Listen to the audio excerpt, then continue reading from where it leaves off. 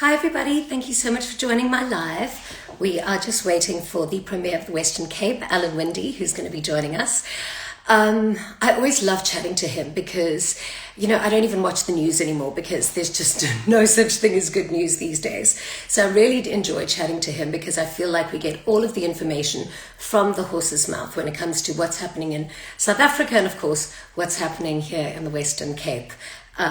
With regards to COVID and so much more. So we're just waiting for him. Apparently he's been in Parliament all day. He's been so busy, but he's leaving Parliament especially, or just walking out of Parliament especially to join us. So that's going to be fantastic. Let me check if he is here already. There you go.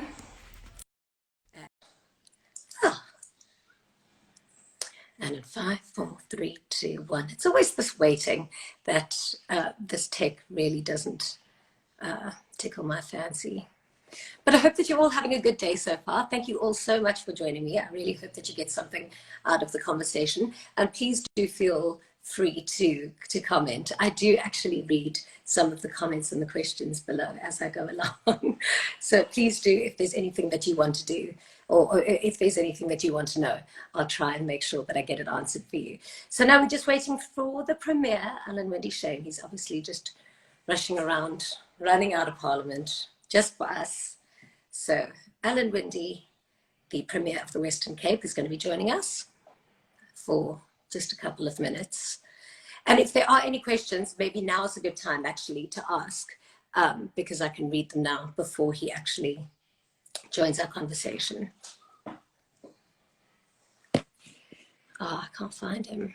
Let's see.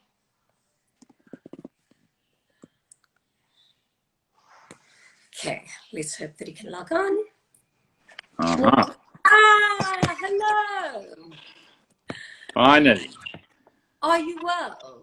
Yes, I'm very well, thank you. So lovely to have you with us today because, when we first spoke, you had done a COVID test and you were negative. Yeah. And then I read that you actually did, now you had COVID recently. Tell me about that experience. I believe that it was really not a pleasant experience for you at all. Yeah, well, I am also diabetic, so that adds complications. As soon as anybody has a comorbidity, whether it's high blood pressure, diabetes, anything else from cancer, you name it, you become much more susceptible. And I'm a diabetic, and so that actually is the complication. That makes the doctors panic. And in actual fact, diabetes has been the biggest comorbidity, or the highest numbers of deaths is linked to diabetes. So it's a massive focus of the medical system. And I must say, I was really very impressed. They just jumped in on it. And what happens in this virus is it makes your sugars go crazy. You think you've got them under control, but as soon as this virus hits you, it just, I don't know, it definitely does have an impact on diabetics. But, I've got a good team around me. I managed to see it through at home. I didn't have to go to hospital or anything. And my wife is my number one nurse. And luckily, she didn't get it. I presume that the infectiousness of it, she probably did get it, but she's absolutely asymptomatic. I was the only one, myself and my daughter. I was the only one that got it in the household, and we just had to go back into quarantine again. And I had to go through the unpleasantness of it, the fever and the headaches and the... How did you know to get yourself tested again? What were you feeling? Okay, so physically take us through what it was like. So going back 3 weeks now, it was a Sunday, and I started to feel some symptoms of a cold coming on. So I thought, okay, I must do what I tell everyone else to do. The first thing is don't go anywhere. And then I thought that I better go and do a test on the Monday morning. So because then I obviously had weeks of meetings and visits and all sorts of things. So I went and had the test, and then I'd quarantined myself. I got the results on the Tuesday morning, and then I had to say, well, I've got to sort of quarantine myself. By that stage, it was already into my chest. I luckily didn't get it in the nose or the throat or anything. I only got it in the chest, and it almost immediately becomes like a pneumonia. And it's not to be played with. It's probably a good thing that I've had it now, because I can now speak with at least having it. I'm sure it makes me more compassionate when I speak to people who've got it, because I understand what they've gone through. And I think it also makes me, or puts me in a position so I can say to people, listen, try not to get it. Make sure you put your mask on and wash your hands, and don't take chances with this virus. It's best not to get it. I'm pretty certain that when we start doing the serology testing, which we should be doing soon, that checks for antibodies, I don't see why we should be any different to Delhi or New York. We should probably have about 25% of our population, I would imagine, infected, of which most people will not even know that they'd had it. Like Tracy, I mean, she doesn't even know that we haven't tested her, but I think most people are asymptomatic. And so that also helps us, obviously, with immunity, and also helps us as... What were you treated with? Sorry to interrupt you, Alan. What were you treated with to get rid of it? All right, I had two doctors. I had one doctor who was a physician, and she put me onto sort of stronger diabetic drugs, and I was never on insulin or anything before this. I managed my diabetes through diet and exercise. Brilliant. But I had to increase all of these medications. So she was in charge of that, Dr. Francis de Kock. And then we've also got a family doctor for many, many years who, is a holistic doctor, homeopathic doctor. So I had sort of both sides of the treatment coming at me. But primarily, from a medical point of view, the diabetes was being managed. I mean, the cold and the fever, I took vitamins and I took headache tablets. Okay. So I think the word on everybody's lips, if you live in South Africa at the moment, the number one word is COVID. The second word is corruption. How is like Western Province government dealing with that at the moment? Because I know that you were promised a lot of funds from government for medical support and you haven't received anything. So how are you guys handling the corruption? Well, in a way, I mean, we were promised that we wouldn't be out of pocket. Our health and whole of government response plan is sitting at about 5.3 billion. So nearly 5.5 billion rand. We did get 600 million from government, which was added to or top up to the AIDS and TB grant. 500 million, sorry. But they took 600 million away from our school infrastructure grant, from roads maintenance, etc. So in actual fact, we're about 113 million rand down. And we've had to find the rest of the money within our own budget. We're busy with a budget process right now. In actual fact, I've just stepped out of Parliament to link in with you. They're busy having the finance debate at the moment. And we found the first 3 billion within our own government resources. And we'll probably in November have to have a look at other resources. But that means you've got to cut existing services to fund it. And then, I mean, I hear you say the second pandemic is corruption. I've got a different idea around the second pandemic, but I mean, I do agree that, I mean, corruption is part of South Africa's brand, and we have to change that. We've really got to fix it. What we've I believe you're putting together some kind of a disclosure report to try and fight. Yes, what we did yesterday is we've taken every single PPE contract that we've been involved in, and we've made it public on our website. I mean, I can't say 100% that we don't have any corruption in our government, but we've put what the PPE cost, the company that supplied it, what the average cost is, because sometimes we paid more than the average price. I know that at one stage for PPE for our health department, we actually paid more than the regular price because there just wasn't anything available in the world. And you can't run out in your hospital. So we then had to just, with supply and demand, we had to pay more. But we can show that we put it out to tender. We went with the best price we can find. This is the company we used.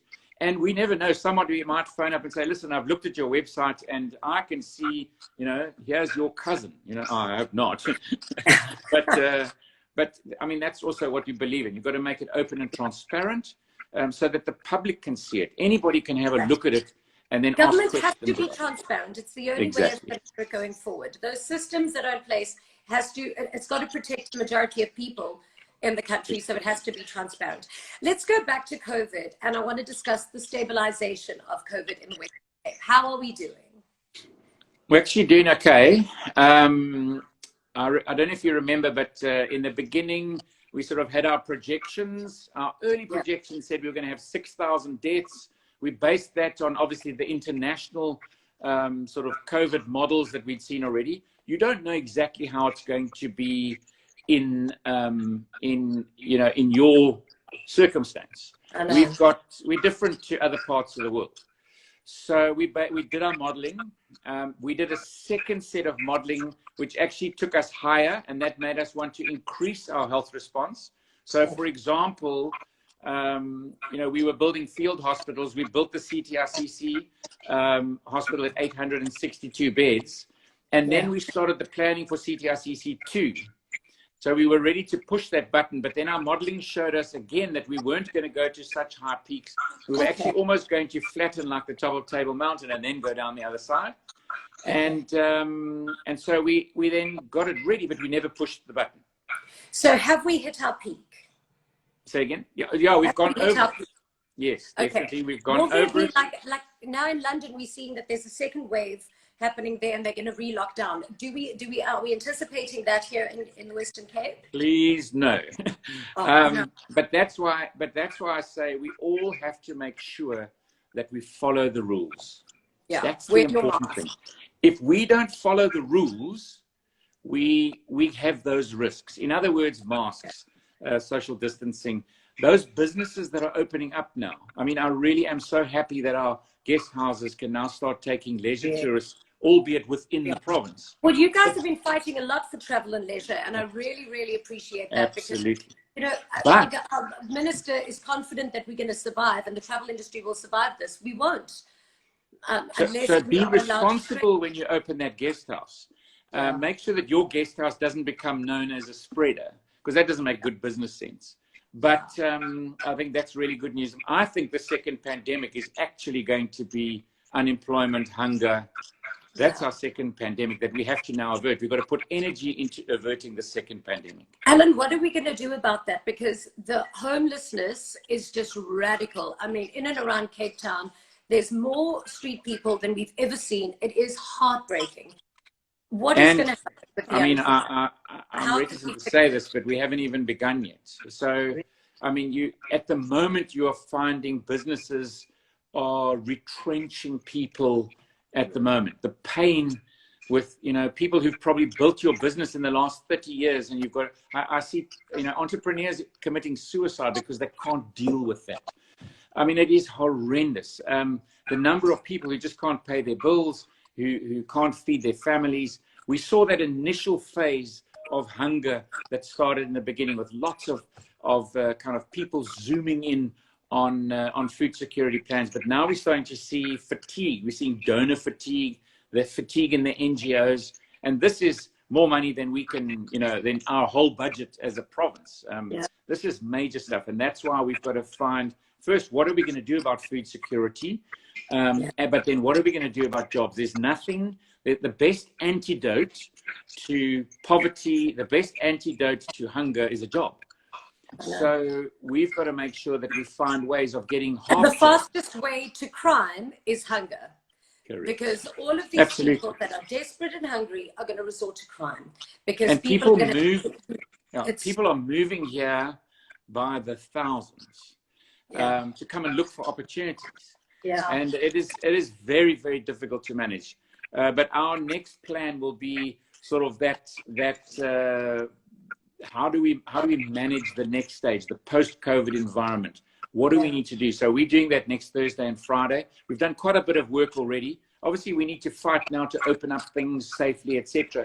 But we also need to say, in this government, in our total government budget of where our focus is on health and education, that gets the majority of our money.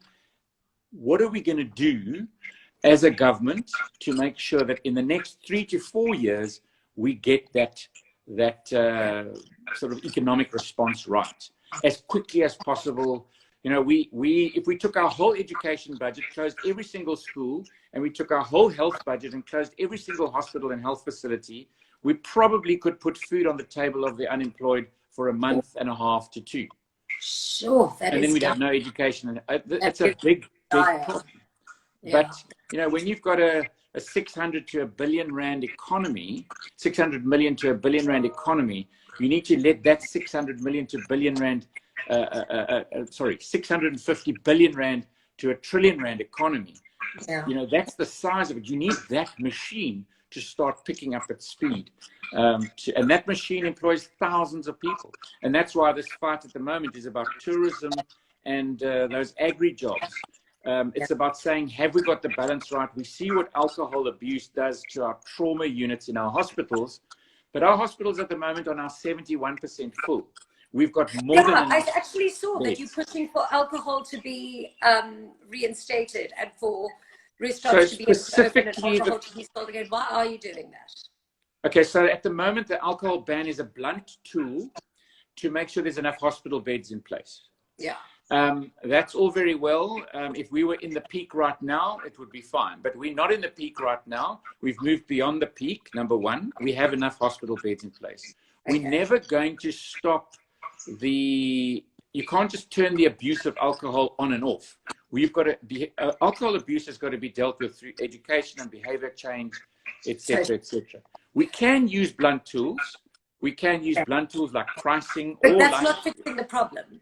No, never. And there are 300,000 people in our province who work just in the wine industry, and the wine industry can't stop. You can't stop pruning.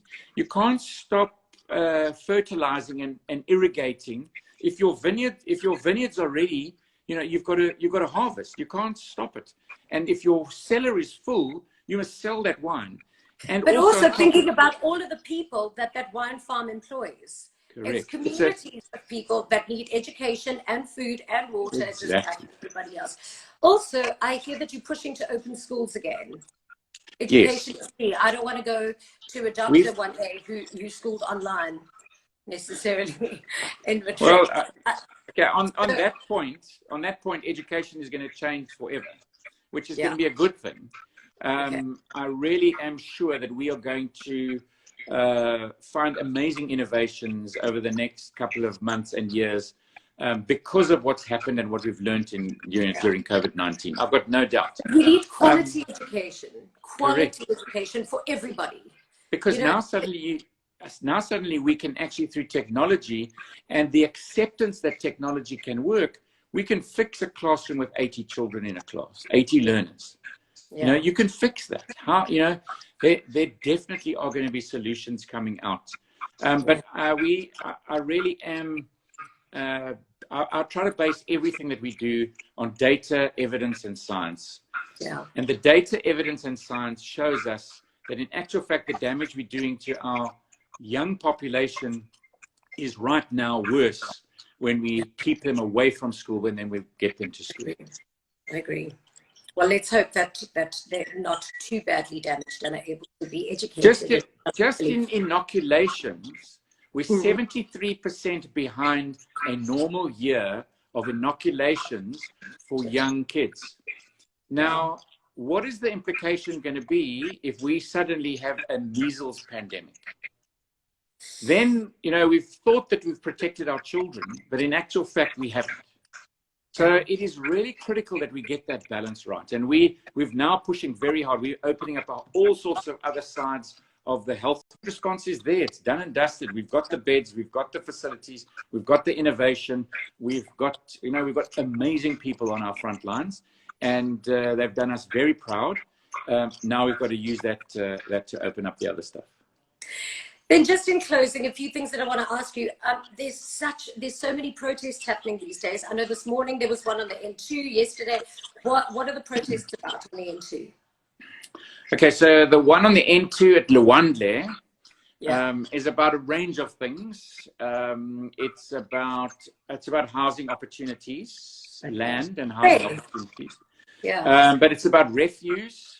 It's about potholes. It's about just general services. There's a whole range of of items. I know that, well, the N2 wasn't closed today, luckily. I mean, I get about an hourly report on much of what's happening across the province. And that hourly report that I got on the N2 was that by about 9, 10 o'clock, there was discussion happening. In other words, there was meetings with the housing providers, with the city, with law enforcement, with the police, and some side roads were blocked, and they at least were having a discussion and not blocking the into and burning tires, which is, you know, everybody's got the right to raise their voice, to protest, but you mustn't take other people's rights away. And you know, we need to do it without damaging our infrastructure. I mean, we've lost schools, brand new schools burnt down. We've got clinics that have been burnt down. Yeah, that's so upsetting. But then the Restaurant Relief Fund did all of their peaceful protests and were water cannoned by the cops. I mean, what was that about? That was uncool. Yeah, totally unacceptable. Totally unacceptable. Why were they bombed out? Like, what happened there? Because it was a peaceful protest. They were following all the COVID protocols. So, and were making cabinet, violence. We actually have interviewed the police commissioner, General Matakata, at cabinet. We've asked her a whole range of questions about that specific protest, but other protests as well, where you can blatantly see who the protest leaders are. You can blatantly see when there's incitement. You can see when there's peaceful protest, etc., and why certain actions at certain times, etc. And we've asked them to come back with a full report on it, because we also need to understand that you know, the law is the law. We need to abide by the law, but we don't need to see abuse, and especially abuse when it comes from our law enforcement officers, our police, and our military. We've seen too much of that. No, especially when you're not doing anything wrong. And, Correct. you know, I think everyone in society has a right to feel safe. They've got a right to peaceful protest. And I think when it's met with violence and aggression, it makes you feel really unsafe. And it makes you feel like you can't trust the environment in which you live in. So I hope that we do get an answer about what happened there. But thank you very much for fighting for our tourism and leisure and our food industry. We really hope that some normality will be able to come back to place, especially for our economy. But obviously exercising a lot of caution. Tell me, health-wise, you are 100% fine now? Yes, I'm fine. But can I use or abuse this opportunity to maybe pass a message on to people that are in the hospitality industry? Yes. I mean, it really is a bit of a reprieve. I actually think we need a bit more of a reprieve, and I hope soon that you'll be able to serve wine with your meals. But can I also say, and I'm actually saying something to myself as well, and probably the local governments who are listening, we need to change some of the rules as we move into summer. And in the last protest, when the hospitality industry started setting their tables up on the pavements and in the roads, and this is not my idea, this idea actually came from Carolyn Martin from Creation Wines. She said to me, why don't we make this normal practice? That after 6 in the evening, especially in our summer when we have long sort of evenings, why don't we allow our restaurants to put the tables on the pavements, and thereby opening up your social distancing, opening up to fresh air? I think that's an amazing idea. So we must get the red tape out of the way so that we allow it to happen. But then my challenge is back to the restaurants. Please make space in your restaurants for our musicians and our artists to also come and get their wares going again, because they are taking such strain. They can't have live concerts. But surely you can have a couple of band members and a singer sort of on the side of your restaurant entertaining your guests. And I'm sure the guests will make a contribution. And so, in other words, start growing some livelihoods.